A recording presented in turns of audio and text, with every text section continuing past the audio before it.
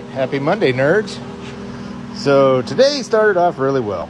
I got started over on this side, got everything nailed together, 2-part, bolted up, got her welded, went ahead and painted the backside so I don't have to take it off again if I don't need to. Fit beautifully, no warpage, perfect. Then we moved over to the other side. I started here and I got that bolt, got her fit, no problem. Then I got back here and I had to drop the tank in order to access back in here to bolt up my plates and get it all ready to go. And as you can tell by the copious quantities of oil dry and wetness, 20 some odd gallons of fuel later, and yeah, who knows how much more on the floor and me.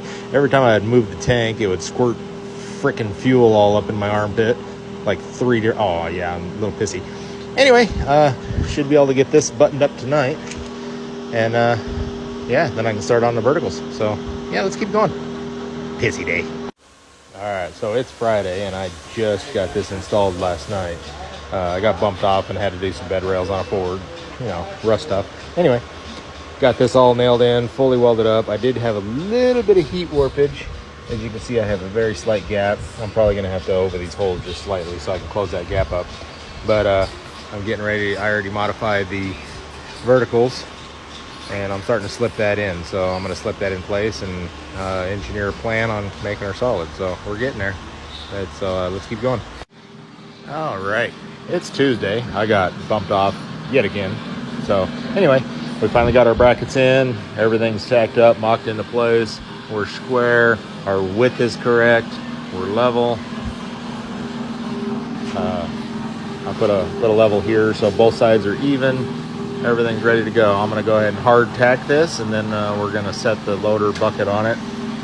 Make sure it all functions the way it should. Then we'll pull the pieces off and burn them together. But I'm really happy with it now. Looking good. Finally getting some progress on her. So let's keep going.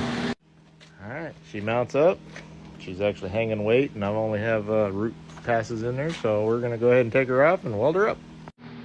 All right, there we go. All fully welded up. Went ahead and painted her. And just an FYI, I had reamed these holes to 5/8, so it was an extremely tight tolerance. So that 5/1000ths of a gap I had right there, I was able to ream these out to 21/32, and that was enough to close that gap up and good to go. So everything's all good. She's done. I'll have to do a part 3 for hydro, but for right now, we're going to call this